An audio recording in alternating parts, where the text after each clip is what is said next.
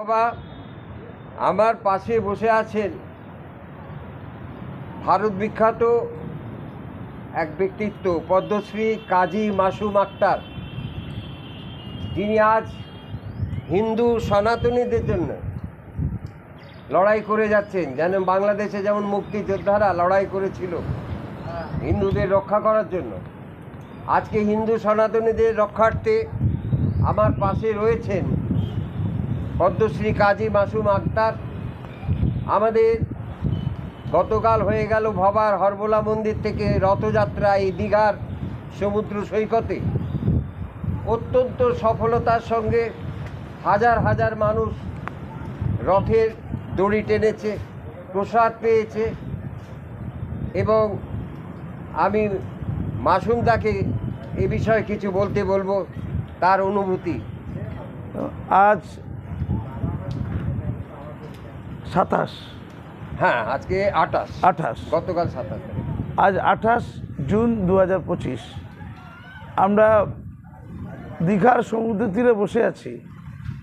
প্রচণ্ড বাতাস, তার সাথে অবিরত বৃষ্টিধারা, ভিজে ভিজে এক রোমাঞ্চকর এক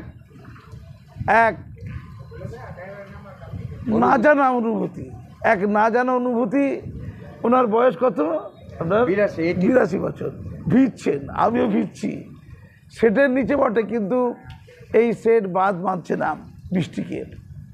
কালকে রথযাত্রা গেল।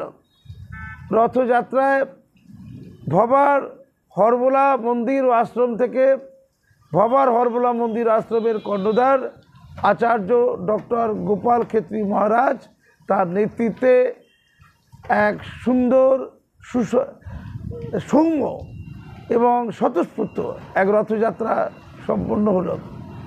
মানুষের এত আনন্দ, এত আকুতি দেখা যায় না। কোনো চাওয়া পাওয়া নেই, কোনো ধর্ম, জাতি, বর্ণ রাজনীতির কোনো ভেদাভেদ নেই। আমি কালকে সেই রথযাত্রায় ওনার সাথে সবার হয়েছিলাম, রথে সবারই মতো সম্মানের সাথে চামড় দুলিয়েছিলাম এবং প্রসাদ বিলি করছিলাম।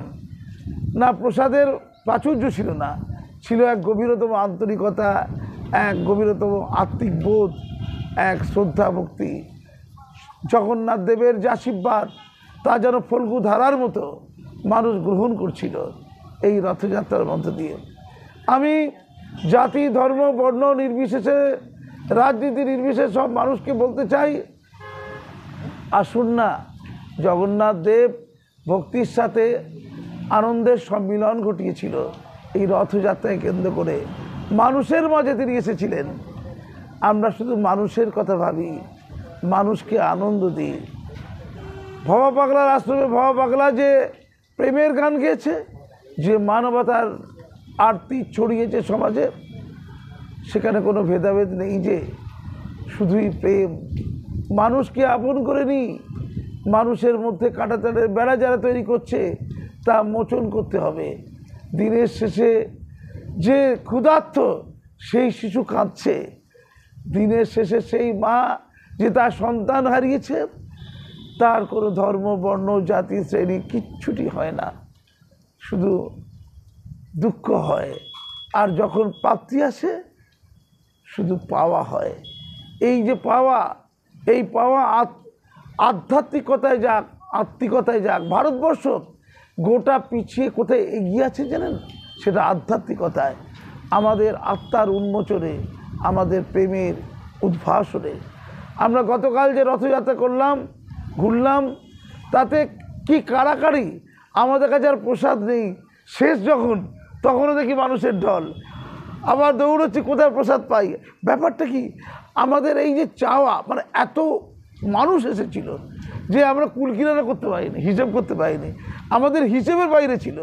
আমাদের যে প্রসাদ যেটা দেওয়া হবে তাদেরকে, তার তো একটা হিসেব থাকে, সেই হিসেব উপচে গিয়েছিল। এর নাম হচ্ছে উপচে যাওয়া ভালোবাসা, উপচে যাওয়া ভক্তি। আজকের এই সুন্দর পরিবেশে, এই বঙ্গোপসাগরের তীরে আমাদের কপাল ছুঁয়ে একটু বলি না, ভালোবাসি না, একটু ভালোবাসি না। ধন্যবাদ। জয় বাবা।